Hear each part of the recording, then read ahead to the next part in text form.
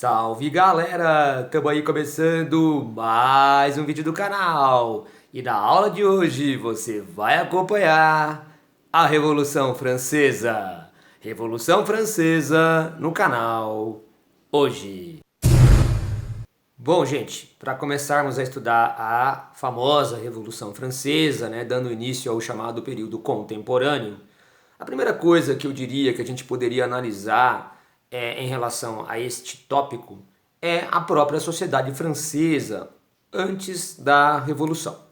É, a sociedade francesa tinha em torno de 25 milhões de habitantes.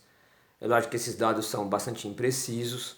E era uma sociedade estamental, né? Ela era composta por três estamentos básicos. Então, o primeiro estado, que era o clero, o alto e o baixo clero. O segundo estado, a nobreza. Você tem desde o rei, né, até todos os nobres, né, os nobres palacianos que viviam no palácio, né, os nobres provinciais, até uma nobreza, a gente chama de togada, né, os burgueses, que são do terceiro estado, mas que compravam títulos de nobreza. No século XVIII já havia isso, né? Então uma nobreza togada. Então o segundo estado é a nobreza e o terceiro estado é o povo em geral, os demais, né? Desde um burguês até os camponeses, que são a maioria da população da França naquele período, até os famosos sans-culottes, que eram aquela massa urbana, hein? E que vivia nas cidades, portanto, e que trabalhavam nas corporações de ofício, né, nas oficinas artesanais. Então, os sans-culottes também eram uma massa de pessoas muito importantes dentro da sociedade francesa daquele período do século XVIII. A questão é, inclusive, bem interessante, que representa aquela sociedade daquele período, do chamado Antigo Regime.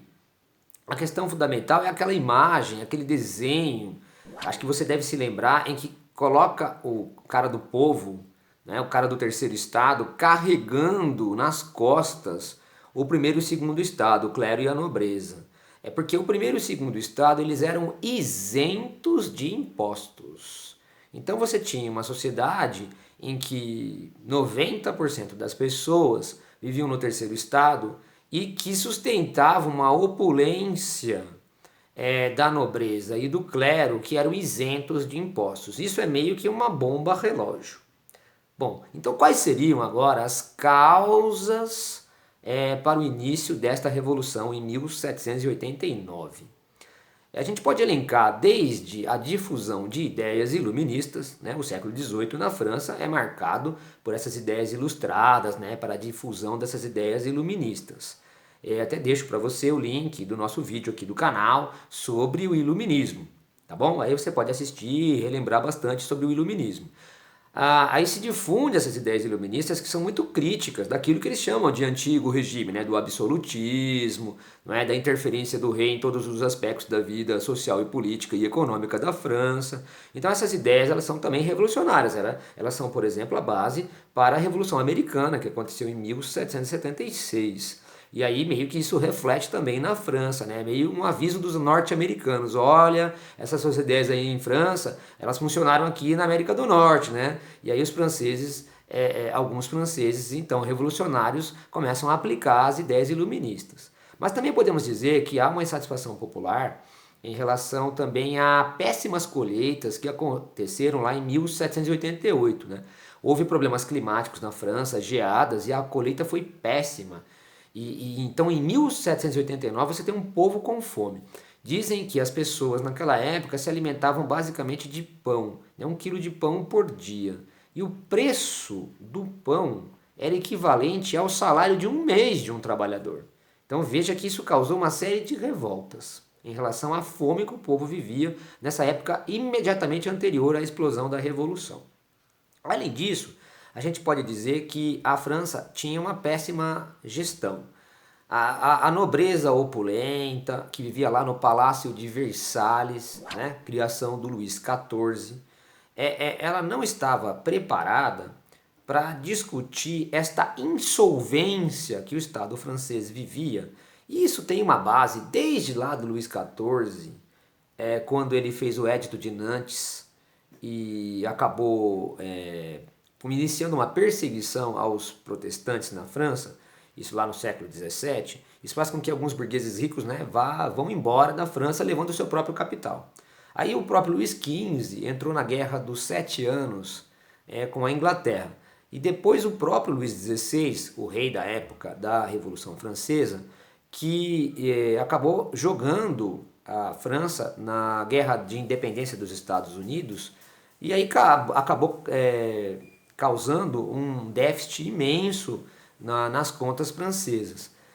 Muitas pessoas argumentavam, inclusive, que o Luís XVI estava dando um tiro no pé, uma vez que ele estava ajudando os caras lá na América do Norte, porque ele estava com raiva da Inglaterra, por causa da Guerra dos Sete Anos, a guerra anterior. Só que os norte-americanos eram republicanos, eles exatamente ao contrário daquilo que o Luís XVI representava, não é? E ele estava ajudando os caras republicanos. Muitas pessoas acreditavam que ele estava cometendo uma contradição ali nesse momento. Mas de qualquer forma ele gastou dinheiro que não tinha e a França estava falida. A questão central é que o Estado francês estava insolvente, estava falido. Chegando ao ponto, inclusive, de pedir empréstimos a banqueiros ingleses. E os ingleses colocaram como garantia desses empréstimos que os manufaturados ingleses, as manufaturas inglesas, entrassem na França sem a cobrança de tarifas alfandegárias. Fato que vai falir muitas manufaturas francesas e vai desempregar sans-culottes. Então você tem um povo camponês com fome e sans-culotte desempregado. Veja a bomba relógio. E um Estado francês falido. E uma impossibilidade da nobreza e do clero perceberem que eles poderiam contribuir para que esta insolvência se resolvesse, eles pagando impostos. Então a própria Inglaterra havia nos tratados de empréstimos aos franceses colocado o tópico de que seria necessário ter na França um ministro das finanças. Então Luís XVI tinha ministro das finanças para tentar gerir melhor as finanças francesas. Só que toda vez que o ministro colocava a ideia do primeiro e segundo estado serem pagantes também, né, pagadores de impostos, esse ministro era mal visto pela nobreza, pelo clero, havia intrigas contra esses ministros e eles acabavam sendo demitidos. Aconteceu isso com o Necker, com o Turgot, o famoso Turgot, com o Calonne, com o Brienne. Até que Luís XVI resolveu reconduzir ao cargo o Necker. E o Necker teve a ideia de convencer o Luís XVI para convocar a Assembleia dos Estados Gerais para discutir o assunto dos impostos. Veja, não acontecia uma Assembleia dos Estados Gerais, ou seja, o primeiro, o segundo e o terceiro estado estarem reunidos para fazer uma votação. Isso é tipo um parlamento na França, mesmo na época absolutista, veja só, né? Não acontecia uma reunião dessas desde 1614, ou seja, há 175 anos. Bom, isto é simbólico que nesses 175 anos foi o auge do absolutismo. E se tem reunião agora, isto é simbólico da decadência do absolutismo. Bom, acontece que nessa reunião que aconteceu em 1789 lá em Versalhes, essa reunião era marcada por representantes do primeiro, segundo e terceiro estados, não há um número quebrado, né, de representantes, mas vamos dizer assim que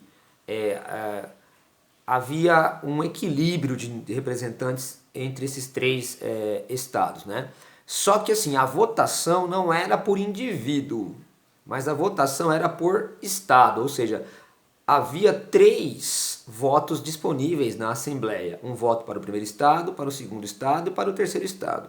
E evidentemente que você que está acompanhando o vídeo aqui já é perspicaz para entender que vai ser 2-1, não vamos pagar impostos, vai se juntar o clero e a nobreza aqui contra o terceiro estado, especialmente os representantes da burguesia, né? São os mais fortes do terceiro estado.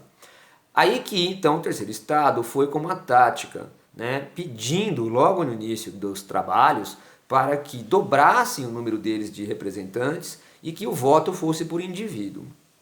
A primeira medida, né, a primeira solicitação do terceiro estado, né, dobrar o seu número de representantes, isto foi aceito pelo primeiro e segundo estado, mas a votação por indivíduo não foi aceita. E isto causou a rebelião.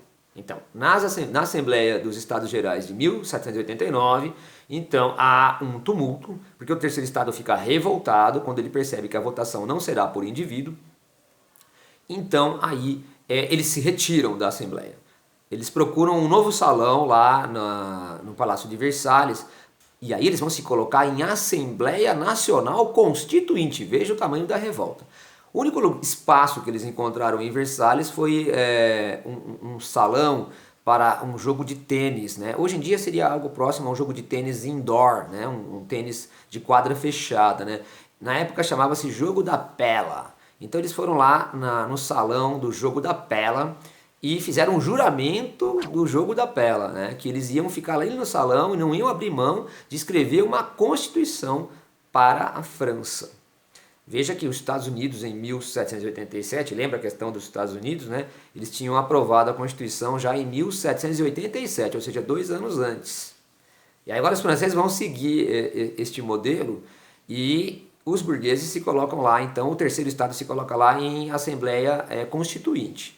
É claro que o rei, a nobreza e o clero não vão aceitar, vão querer fechar a Assembleia, mas a massa de sans-culottes, já revoltada, desempregada, né, esfomeada, em Paris, protege a Assembleia e ela tem que continuar. O rei é pressionado a continuar com a Assembleia.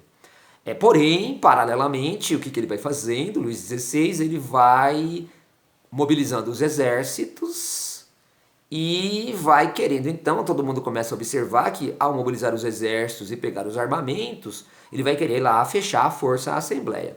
É aí então que no dia 14 de julho de 1789, a massa de sans-culottes parisiense toma o Palácio dos Inválidos, né, onde ficavam os militares aposentados da França, né, e toma a Bastilha. A Bastilha é o lugar onde se guardavam os armamentos e era a prisão, né? Prisão símbolo daquelas pessoas que eram contrárias ao rei e ao absolutismo. Naquela época havia poucas pessoas presas, já estava em declínio a prisão. Mas a tomada da Bastilha, não é? O incendiaram a Bastilha, cortaram a cabeça do prefeito da Bastilha. Isto foi simbólico do fim do poder real, né? Do fim do absolutismo, do declínio absoluto que o absolutismo tinha. Portanto, a Assembleia Constituinte vai continuar, porque o povo está pressionando. E a data de 14 de julho, a tomada da Bastilha, é então colocada pelos historiadores como o marco inicial da Revolução Francesa. Veja, então a primeira fase da Revolução Francesa é exatamente esta Assembleia Nacional Constituinte. Então, principais decisões dessa Assembleia Nacional Constituinte, que começou em 1789 e se estendeu até 1791. Primeiro, todos os camponeses que estavam presos a laços feudais ainda foram soltos, né? Foram revogados os direitos feudais aos nobres em relação aos camponeses. Fim da corvéia, né? Daquelas banalidades, toda aquela coisa que remontava o período da Idade Média ainda do feudalismo. Beleza. Aí também os caras decidem por colocar um texto em anexo, que é a Declaração dos Direitos do Homem e do Cidadão. Um dos documentos mais importantes do século XVIII, junto com a Carta de Independência dos Estados Unidos, a Declaração de Independência dos Estados Unidos de 4 de julho de 1776. Então esse documento trata as pessoas então como cidadãos. Veja, todos eram súditos do rei. Agora, na verdade, todos são iguais perante a lei, todos são cidadãos. Inclusive o próprio rei é um cidadão. Tudo bem que no começo eles vão colocar na primeira Constituição que o rei é o primeiro cidadão. Mas você está percebendo que o mundo está mudando, que o período contemporâneo está chegando. Ao mesmo tempo também, para tentar resolver a questão da insolvência da França, acontece o confisco dos bens do clero. Então, os bens do clero passam então a ser aqueles que vão forjar o volume de dinheiro necessário para tentar equilibrar o erário francês. Então os caras fazem uma constituição do clero, constituição civil do clero, confiscando os bens da igreja e usando esses bens como lastro para a emissão de títulos do governo, chamados assignats, e eles serão então a base para tentar resolver a questão financeira francesa. O clero que aceitou isso, foi principalmente o baixo clero, é chamado de clero juramentado. E o clero que não aceitou isso é chamado de clero refratário. Então o clero refratário Mas a nobreza, ou uma parte da nobreza, esse pessoal começa a fugir da França diante desta revolução que está acontecendo, né? Então eles querem fugir da França, os emigrados, para então formar um exército junto com os reis lá do antigo regime. Os outros reis absolutistas estão desesperados. Eles estão vendo o que está acontecendo na França, pode espalhar lá para a Áustria, pode espalhar lá para a Prússia, né? Pode espalhar para os reinos absolutistas. Então esses emigrados querem fazer alianças com os reis absolutistas, invadirem a França e retomarem aquele antigo regime, aquela antiga ordem. Aconteceu que só faltava o rei para fugir, né? O irmão do rei fugiu, os dois irmãos do rei conseguiram fugir, e aí o Luís XVI e sua esposa Maria Antonieta, né, de Áustria, vão fugir. Porém, essa fuga é fracassada, né? Eles são detidos na cidade fronteiriça da França com a Áustria, a cidade de Varennes. A chamada fuga de Varennes foi um grande fracasso do rei Luís XVI e da rainha Maria Antonieta. São reconduzidos como verdadeiros prisioneiros a Paris. Nunca mais vão morar em Versalhes, né? Vão morar no Palácio das Tulherias, em Paris, e serão como se fosse isso aí uma prisão domiciliar. A Constituição é aprovada e aí a França tem ainda uma monarquia. Atenção, então no começo da Revolução Francesa mantém-se a monarquia, só que agora uma monarquia constitucional. E o rei está morando agora lá nas Tulherias. E ele passa a ser controlado, portanto, pela Constituição, pelas leis, pelo parlamento, pela Assembleia. Bom, evidentemente que as potências do antigo regime não vão aceitar isso, os austríacos, os prussianos não vão aceitar isso e vão querer recolocar a velha ordem na França. O Duque de Brunswick, né, o prussiano, anuncia que vai invadir a França para restabelecer a velha ordem. Portanto, aquelas pessoas que estavam compromissadas com a Revolução vão ter que formar os pelotões, o exército revolucionário francês, para responder à invasão austríaca. Aqui, inclusive, que fica famosa o destacamento que saiu da cidade de Marsella, não é? O destacamento que saiu da cidade de Marsella, dos revolucionários, iam cantando aquela velha música tão conhecida, Marselhesa, que no futuro, então, né, passou a ser símbolo da Revolução. Hoje em dia é o hino nacional francês, a famosa Marselhesa. E aí eles vão derrotar os austríacos, né, na Batalha de Valmy. Em 1792, tem a derrota dos invasores, os revolucionários triunfam. E aqui, eles proclamam a República. A primeira República Francesa é proclamada. E agora o rei Luís XVI perde o cargo e vai ser julgado como traidor da pátria. O que será que vai acontecer com ele? Você vai ver no próximo vídeo sobre a Revolução Francesa, beleza? Valeu por assistir o vídeo até agora. Aproveita, deixa seu like, se inscreve no canal, curte, compartilha e tamo junto!